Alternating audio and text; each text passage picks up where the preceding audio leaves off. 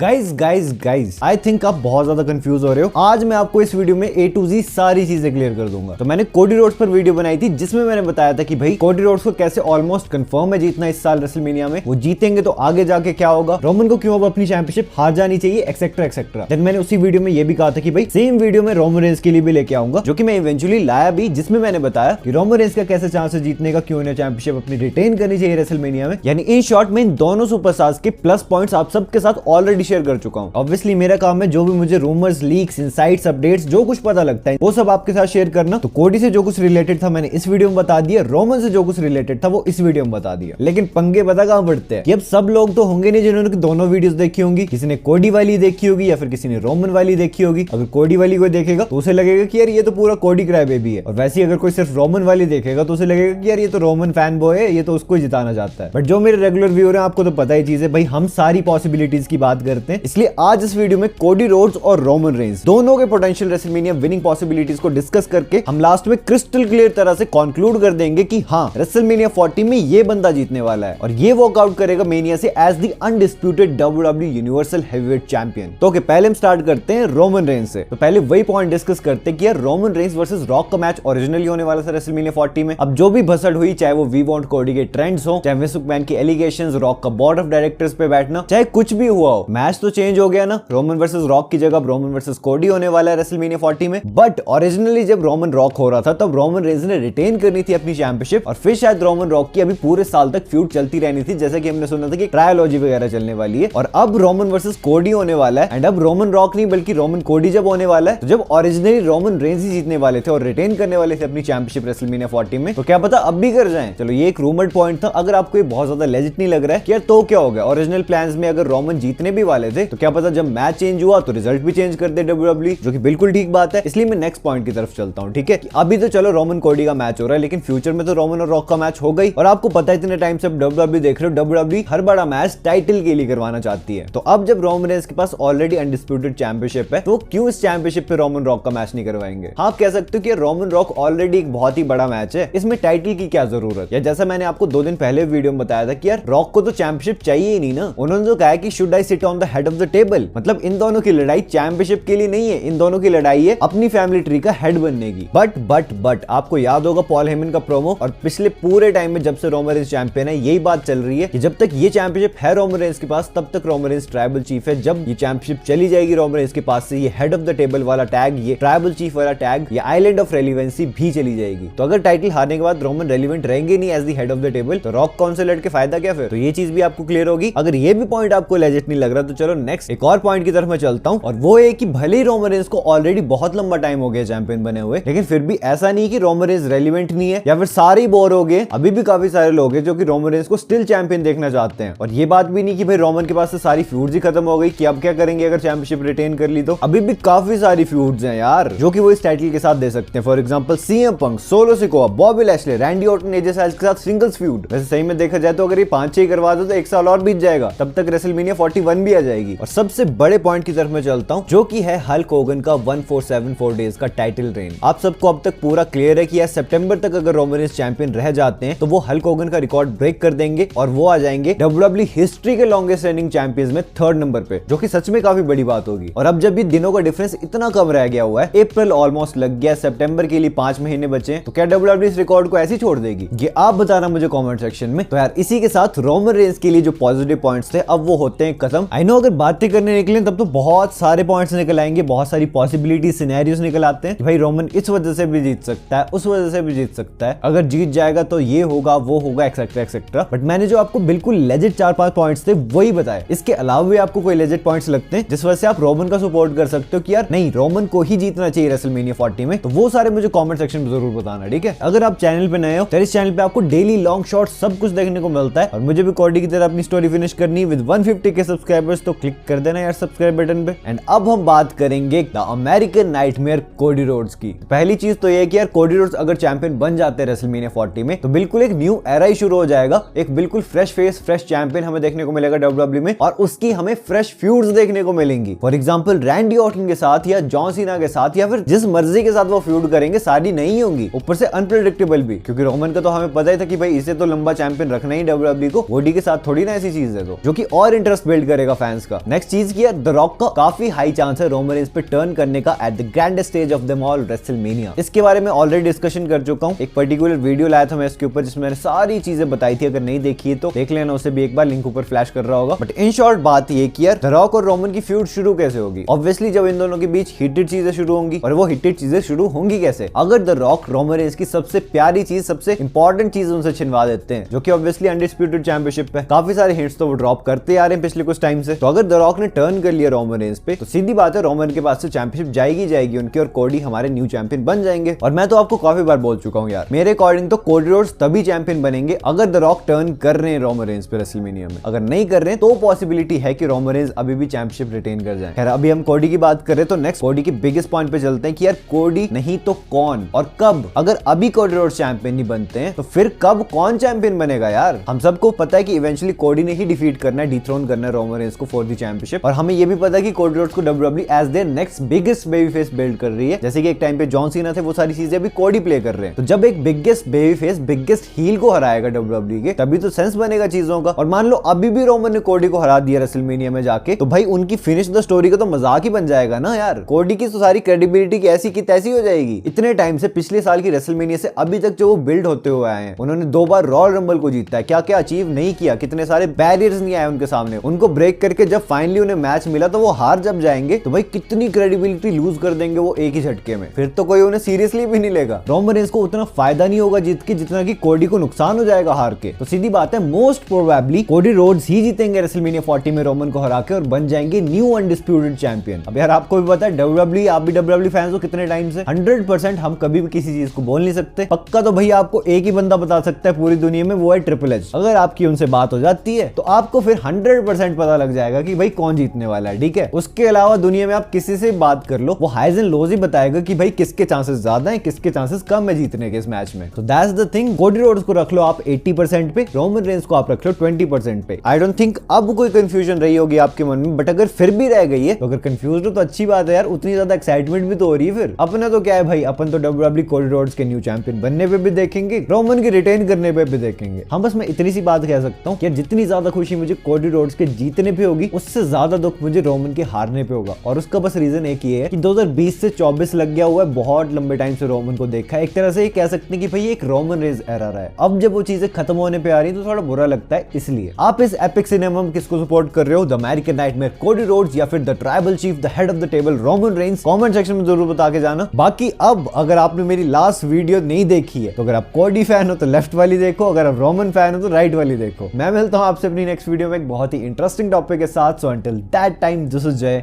Signing out.